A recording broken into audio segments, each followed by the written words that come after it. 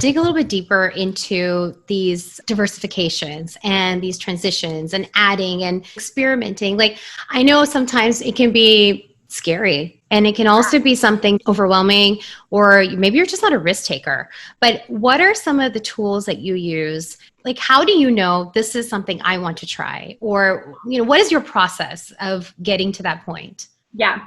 Great question. So first of all, something that I want to put out there, because I do feel like there are different personalities that are going to be listening to this. And therefore, some of you might be hearing like taking a risk or taking that leap of faith and like you kind of cringe a little bit.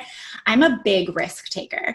I'm not risk averse. Like, I love to take risks. But something that I've started doing within the last few years as the businesses have grown and my ideas kind of go all over the place is having the 6-month list. And when I get a new idea, it's so easy for us as entrepreneurs to be like, oh, I should have done this yesterday. Like, I need to do this right now before somebody else does it. And we get like anxious about it, right? Like you get this like, oh my gosh, I just need to do it right now. And like jump on this hamster wheel. When in reality, if it's really a good idea, it's still going to be a good idea in 6 months. Yeah. So what you probably need to do is pocket that good idea, look at other aspects of your business, talk with your audience, like really figure out, like, is this an idea that my audience is looking for, that my business needs to pursue, whether it's a course or a digital product or hosting, an in-person retreat or starting a mastermind, like whatever it is that you're thinking about doing, any offer, whether it's digital or service-based, it will likely still be a really good offer in 6 months.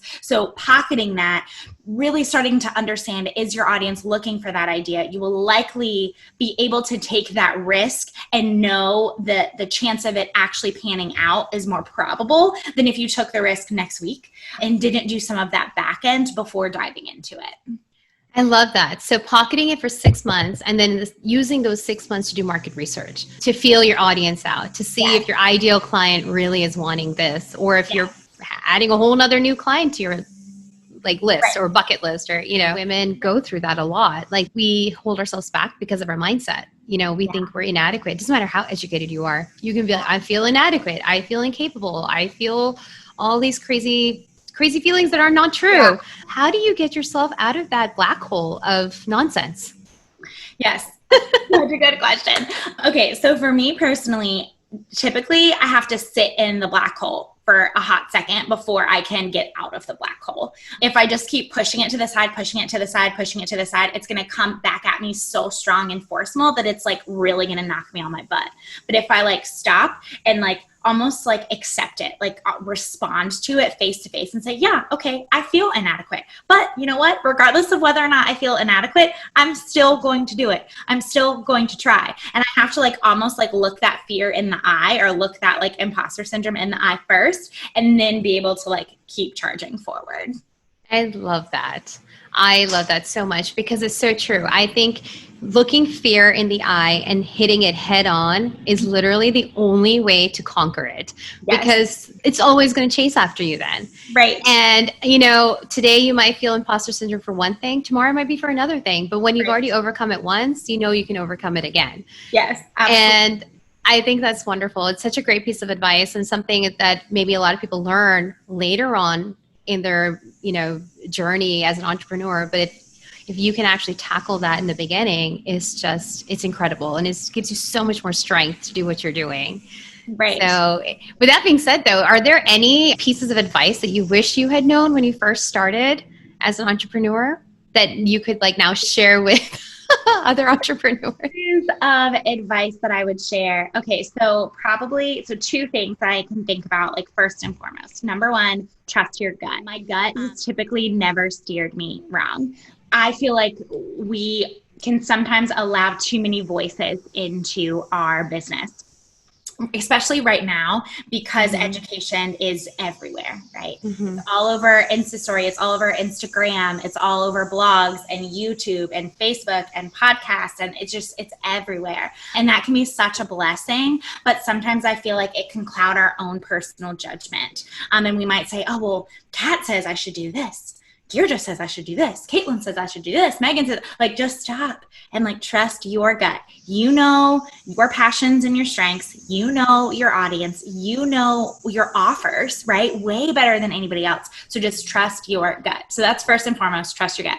The second thing I would say is when you feel like you're struggling with the mindset issues, so whether that's imposter syndrome, fear, things like that, understand the triggers. Instagram is a huge trigger. I don't care who you are. Instagram's going to be a trigger for you with your mindset because you're going to compare and you're going to look at what other people are doing. So understand when that trigger can happen and what you can do to be proactive against that trigger. So if that means that you need to like not follow a certain person for a season because for whatever reason, that particular person is just, you're comparing yourself to them over and over again, unfollow them for a little bit. Like, I think that's okay. Just, you are in control of the voices that you're allowing to like feed into your life. And if you need to take a break from a particular voice, you don't have to explain why. You can just take a break from that voice. Or if you need to take a break from the whole dang app for a little bit, take a break. I take social media free weekends right now. And y'all, it's been so refreshing, like so refreshing to say like, I can be so plugged into my people Monday through Friday, but then Saturday and Sunday,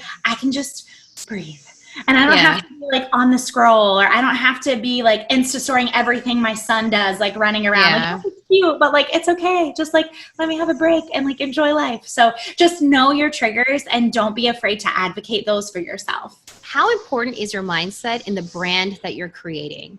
You know, you're creating a brand, and I know that you, at one point, you're like, I'm a serial entrepreneur, but now you've taken that back a little bit. You've taken the reins back, and you're really trying to cultivate your brand. So what does that mean, and how does that look? Yes. So if our mindset as a person isn't in a healthy space, so if we're struggling a lot with comparison or imposter syndrome or fear, that's going to show in our business. And that's going to show in I feel like our brand will then seem unhealthy because we're not going to be able to give as much value to our coaching clients or to your course students or to men and women that you're serving with your service offerings, because you're going to constantly be like second guessing yourself or struggling with fear or struggling with imposter syndrome. So I believe that by just checking ourselves and our own mindsets, we'll be able to better love and serve our clients and therefore showcase a healthier brand. Yeah, I completely agree with you. And so that kind of takes me to the law part of it now, because there are a lot of times that entrepreneurs don't think about the law part of their business or even other aspects of their business. And it kind of becomes an afterthought rather than something you're proactively trying to mitigate from the beginning. So tell me, what are some legal issues or challenges that you had and you were like, gosh, I wish I'd fixed this earlier, or how did you overcome them? So the biggest thing that I can like oopsie law moment in my business was my first season, my first year as a wedding planner. I actually had a bride threaten to sue me.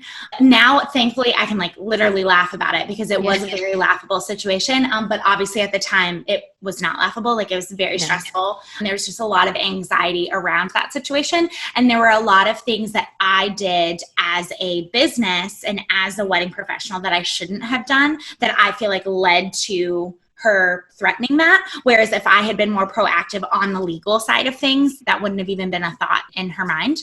And the very short version of the long story is her wedding was out of state. And so I was super excited to work with her. It was a dream team of vendors for me as a baby business owner, and just the referrals that I could potentially gain, you know, within the exposure I was going to gain was just going to be so, so wonderful. So in order to cut back on travel costs that she would have had to have me up there, she asked if we would stay in their townhouse, in their guest room. And so I said that, yes, we would stay in their home rather than having additional like hotel fee or an Airbnb or like that sort of thing.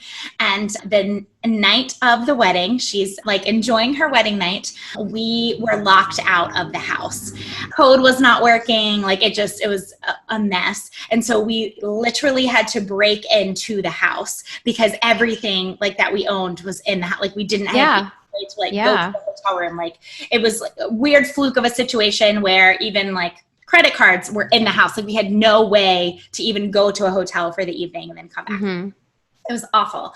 In breaking and entering, one of their screens got like bent.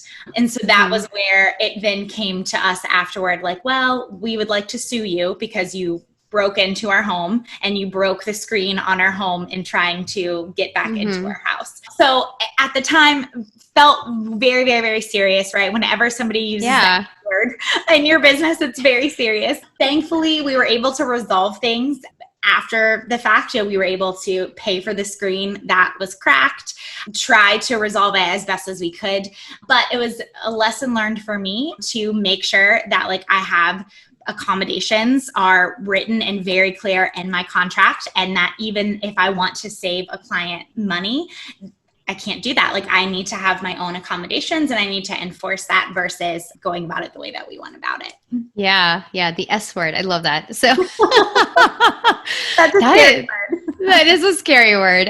That is crazy. And it's funny though, a lot of event planners, photographers do that though still.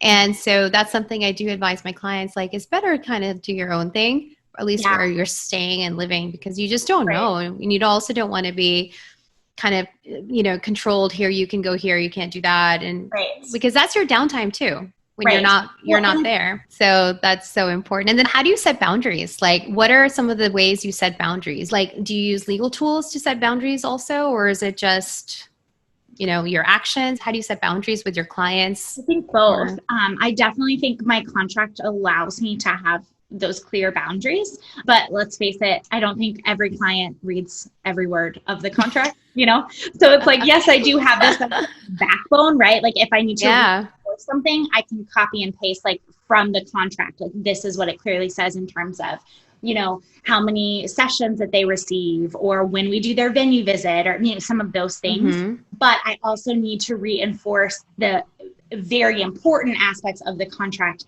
in emails and in my correspondence with clients so that it's very crystal clear, because again, let's face it, we know that they're not going to read everything that the contract says. Yeah, that's so true. And then last one, what are your favorite business tools or apps or resources that you're just like, I cannot live without these? Trello, hands down, 1,000%, my favorite business tool. I absolutely love it. I'm a huge list taker. I like to organize, and Trello keeps me organized, keeps me on track, and allows for even my team, like we can communicate with each other in Trello. So love Trello. I also love Planoly. I use that for my Instagram feed. It allows me to do things on my phone or do things desktop. Like it just allows me to keep it all organized. So I really, really love Planoly. I also love Kajabi. So those would be my top three. Kajabi, we switched over to Kajabi last year. And all of my education is housed in Kajabi and all of our marketing for the business as well. That's awesome. I use Asana. But I've been meaning to use Trello just for me personally. I think it really also helps just for on a personal level use too. Mm-hmm. Planoly I use as well. They're pretty darn awesome. They are. So yeah, thank you. I just want to thank you so much for coming on today and sharing insight, sharing a part of your journey. This was so good. Thank you, Deirdre, for having me. This was awesome. I loved talking with you. Thank you.